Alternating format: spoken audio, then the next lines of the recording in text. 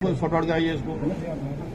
अब उन्होंने बोले तो ये भी एफआईआर लिखाएंगे, फिर बात बढ़ेगी। और मनवर साहब तो ये बोलो पहले एफआईआर तो वहाँ तो आप भी नहीं चाहते हो और हम भी नहीं चाहते हैं, तो इसलिए मैं चाहूंगा कि आपके उसमें सॉर्ट आउट होइए। जय हिंद, नमस्कार। आपने अभी एक वीडियो देखा जिसमें एक मंत्री जी को देहरादून सब एरिया के स्टेशन कमांडर के साथ में बात करते हुए देखा जा रहा है। ये है गणेश जोशी जी, जो सिपाही से मंत्री बने हैं और उत्तराखंड सरकार में सैनिक कल्याण मंत्री, और इसी के साथ साथ इनके पास में एग्रीकल्चर एंड रूरल डेवलपमेंट मंत्रालय है। और आप लास्ट में देख पा रहे हैं इनके प्रोफाइल में ये एक मिलिट्री मैन है, यानी सेना में सिपाही थे, रिटायरमेंट के बाद ये उत्तराखंड सरकार में मंत्री है, और मंत्री भी सैनिकों के कल्याण मंत्रालय के मंत्री है। अब साथियों, गणेश जोशी जी ने जो बात की, इसके बाद एक खास लॉबी के बीच में बवाल हो गया। वो तरह तरह की बातें इन मंत्री जी को कह रहे हैं और बुरा भला भी इन मंत्री जी को कह रहे हैं। तो आखिरकार मामला क्या है वो मैं आपको इस वीडियो में आगे सिलसिलेवार बताऊंगा।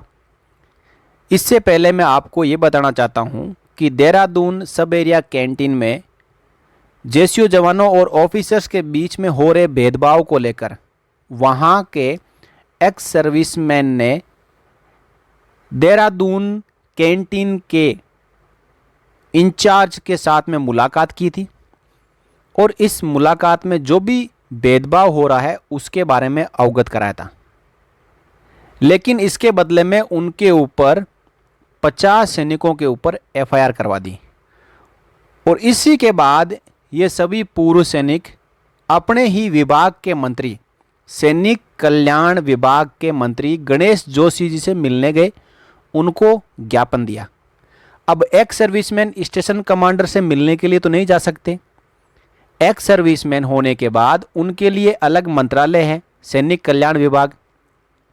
इसी प्रकार केंद्र सरकार में department of ex serviceman welfare है, जिसके ऊपर किसी न किसी मंत्री का अधिकार होता है, वो उस मंत्रालय को चलाते हैं, उसी के नीचे वो विभाग काम करते हैं।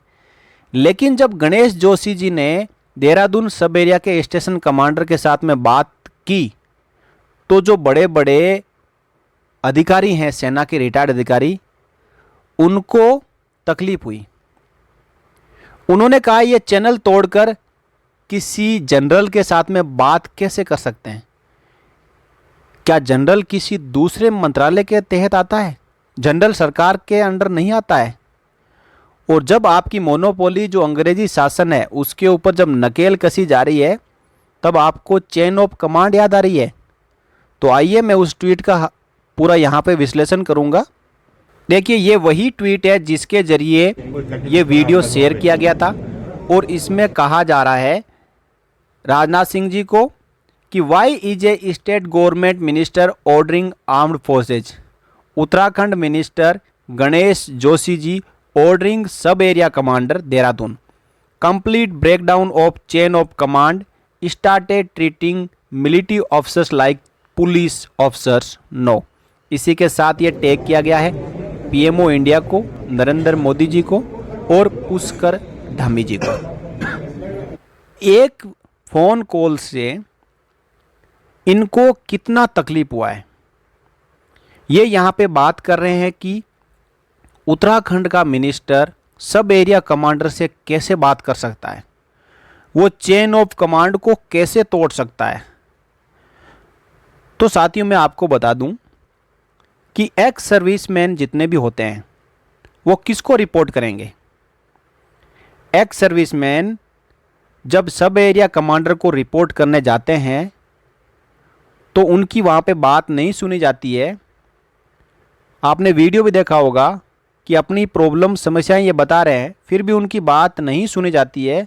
तब उन्होंने अपने मिनिस्टर सैनिक कल्याण मंत्री को जाके बताया, और जब कोई मंत्री के पास में इतने ज़्यादा एक्स सर्विसमैन जाके मिलते हैं, अपना ज्ञापन देते हैं, तो मंत्री जी का क्या काम रहता है? वो किसको बताएंगे कि इनकी समस्याओं को दूर करो? बस मंत्री जी ने इतना ही बताया सब एरिया कमांडर को कि आप इन एक्स सर्विसमैन की समस्याओं को देखो और दूर करो, इनको समय दो मिलने के लिए। वो पूरा जो कन्वर्जेशन हुआ मैं आगे आपको वीडियो में बताऊंगा। अब इसके बाद तो हद ही पार कर दी। मंत्री जी ने सब एरिया कमांडर को कुछ भी बुरा भला नहीं कहा, बस इतना ही कहा कि पूर्व सैनिक कुछ मांगों के साथ में मेरे पास आए हैं और ये ज्ञापन मैं आपको भेजूंगा, आप इसमें उचित कार्रवाई जरूर करें। लेकिन ये आप यहाँ पे जो ट्वीट देख रहे हो, ट्वीट पे ट्वीट, इसमें आगे इसमें वो बात कही गई है, मंत्री जी को बुरा भला कहा गया है। I am told Ganesh Joshi ji is a veteran himself, यानी गणेश जोशी जी एक खुद पूर्व सैनिक है। सेम ऑन यू मंत्री जी, मंत्री जी आप पर हमें शर्म आ रही है। यू हैव फॉरगटन नाम नमक निशान, ये अधिकारी नाम नमक और निशान के पीछे ही पड़े रहते हैं। वर्दी के नाम पर दबा हो आप। अब देखिए कितने गलत शब्द मंत्री जी को यहाँ पे कहा जा रहे हैं कि वर्दी के नाम पर आप दबा हो। मंत्री बनकर एक जनरल से कैसे बात करते हैं वो भी भूल गए। भूल गए मतलब ये बात कर रहे हैं जब ये सिपाही थे, जी हजूरी में थे, जय हिंद साहब करते थे। तो क्या अब सिपाही का ही ओहदा रहेगा इनका? इन्होंने अपनी काबिलियत के ऊपर जनता के बीच में जनता की सेवा करते हुए आज वो मंत्री है उत्तराखंड सरकार में, तो क्या आज भी वो जय हिंद साहब जी हजूर करेंगे? समय बदल चुका है, अब वो मंत्री है, सब एरिया कमांडर उनको रेस्पेक्ट करेगा, ध्यान रखना चाहिए। धिक्कार है आप पर और जिसने भी आपकी ट्रेनिंग की उन पर। अब उनके उस्ताद को भी यहाँ पे लपेटे में ले लिया जिन्होंने इनकी ट्रेनिंग की थी। अब मंत्री क्या आज भी वो एक्स सर्विसमैन और एक सिपाही बन के रहेगा? आज वो मंत्री बन चुका है, उसका ओहदा बहुत ऊपर चला गया है, वो किसी को भी फ़ोन कर सकता है, उसके पास मंत्रालय है। एक्स सर्विसमैन के लिए अलग कोई स्टेशन कमांडर एक्स सर्विसमैन बिठा दिया जाएगा तो वो उसको कॉल करेगा। बाकी जब कैंटीन उसके स्टेशन कमांडर के अंडर में आती है तो मंत्री जी स्टेशन कमांडर को ही कॉल करेंगे। यहाँ पे ध्यान रखने वाली बात है। तो इस प्रकार आपने देखा एक ट्वीट करने के बाद ट्वीट पे ट्वीट, यानी ट्वीट्स की बहार आ गई। आगे फिर कहा एक सोल्जर जो भी बन जाए फौज की मर्यादा नहीं भूलता, लेकिन ये मंत्री भूल गया। यानी अगेन बात आ रही है कि ये मंत्री उस जनरल साहब को जय हिंद साहब करके, जी हजूर करके और सावधान खड़ा रह के उसको रिपोर्टिंग करे कि पूर्व सैनिकों की समस्या को दूर करो। भूल जाइए इस बात को। आगे फिर देखिए बड़े बड़े लोगों ने कहा नोट डन, नोट एक्सेप्टेबल। आगे sir, firstly the veteran should know better than to approach local politicians for such thing. Secondly the minister being a veteran himself should know the chain of command. Minister को chain of command सिखा रहे हैं और जो ex serviceman है उनको बता रहे हैं कि पॉलिटिशियन के पास में मत जाओ। जब कर्नल्स के पास में, जनरल्स के पास में जा रहे हैं, वो बात नहीं सुन रहे हैं, तो पॉलिटिशियन ही एक रास्ता बचता है। आगे देखिए कितने सारे ट्वीट है। नो वन आस्क्स फॉर और एक्सपेक्ट्स जी हजूर culture, just the professional respect and courtesy due from a minister to a general. जो हम अभी बात कर रहे थे कि क्या अभी भी जी हजूर करते रहेंगे, तो इसके बारे में इन महोदय का कहना है कि कोई जी हजूर बोलने के लिए नहीं कह रहा है, लेकिन जनरल को जो रेस्पेक्ट मंत्री की तरफ से देना चाहिए वो देना बनता है। Second, with rights come responsibility, dignity comes from dignified behaviour, giving dharnas and shouting slogans doesn't behave retired जेसीओज एंड ओआर। तो क्या जेसीओज एंड ओआर की आप पूरी की पूरी जितनी भी अधिकार है उसको आप चुरा लोगे, उनकी पेंशन पे आप सेंध मारोगे, तो क्या जेसीओ एंड ओआर चुपचाप बैठेंगे? कोई धरना या कोई स्लोगन या अपनी मांगों को नहीं रखेंगे? किस जमाने में जी रहे हो? चला गया अंग्रेजों वाला जमाना, आ जाइए 21वीं सदी में। जेसीओ एंड जवान जाग चुका है और अब अपने अधिकारों को समझ चुका है और लेने का तरीका भी उनको आ चुका है। तो ये जितने भी ट्वीट है ये बड़े बड़े लोगों के हैं, ठीक है। तो आप इन ट्वीट्स को देख सकते हो। आप यहाँ पे जो ट्वीट है उस टैग को सर्च करके अपने ट्वीट हैंडल में, और इस ट्वीट हैंडल से आप पूरे ट्वीट पढ़ सकते हो। तो इस वीडियो में मैं थोड़ा शॉर्ट करने की कोशिश करूँगा। अब मैं आपको पूरा का पूरा वीडियो दिखाऊंगा जो एक सिपाही मंत्री जी ने जनरल साहब को फ़ोन किया है, वो आप पूरा कन्वर्जेशन सुने। और इस वीडियो को देखने के बाद में भी यदि किसी को बुरा लगता है तो एक बार नहीं 10 बार लगे। पूर्व सैनिक अपनी जगह पर सही है, उनके ऊपर यदि अंग्रेज़ों जैसी तानाशाही करने की कोशिश आगे भी की जाएगी तो तरीका यही होगा जो अभी पूर्व सैनिक कर रहे हैं। वो अपनी मांगों को सही तरीके से हर चैनल वाइज, पहले वो CSD के कर्नल साहब से मिले थे, फिर उसके बाद में उनकी मांगें नहीं मानी गई तो अब वो वहाँ के सिपाही मंत्री जी से मिल रहे हैं। अब मंत्री जी से ही मांगें नहीं मानी जाती है तो अगला स्टेप उनका रक्षा मंत्री जी का होगा। वो रक्षा मंत्री जी के पास में जाएंगे तो रक्षा मंत्री जी यदि किसी CDS साहब को या जनरल साहब को फ़ोन करते हैं तो फिर आप फिर मत कहिएगा कि मंत्री जी कैसे जनरल साहब को और दूसरे किसी सेना के अधिकारी को फ़ोन कर सकते हैं।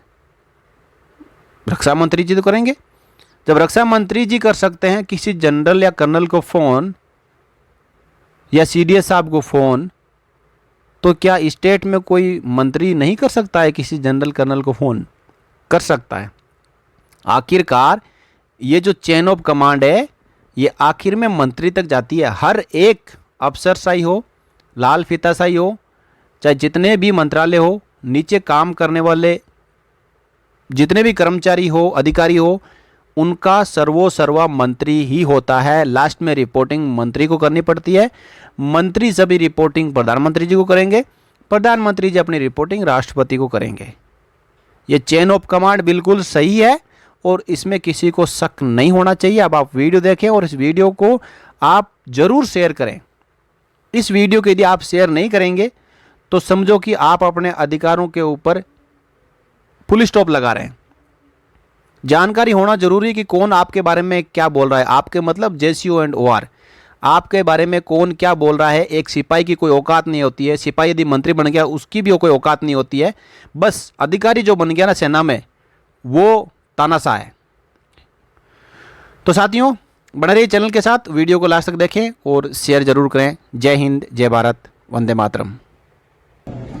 अभी कुछ दिन पूर्व जो हमारे एक्सेसमेंट्स हैं उनके साथ अफसर ने कोई अवरुद्धा की होगी। मैं उधर ही भूल गया, कोई कैंटीन अफसर है आपका जो वहाँ पे,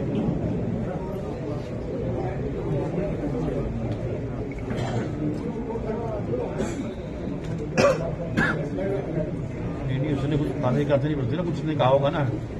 एक तो मैं हम चाहेंगे एक तो इसकी इंक्वायरी करवाइए, सही जान।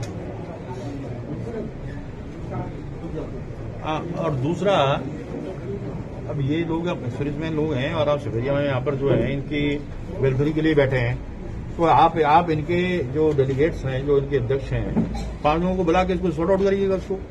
और नहीं तो आप कहाँ, देहरादून में कहाँ हैं आप?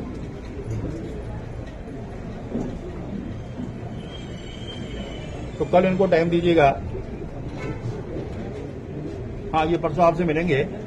और दूसरा, क्योंकि एक्सक्रिप्शन की नफरी ज्यादा है, इनकी बात जायज है कि काउंटर बढ़ने चाहिए और वहाँ कंपेयर टू ऑफिसर्स स्ट्रेंथ बहुत ज्यादा है, तो कुछ एक मांग पत्र में बैंक के ज्ञापन में देख रहा हूँ कुछ मांगे हैं।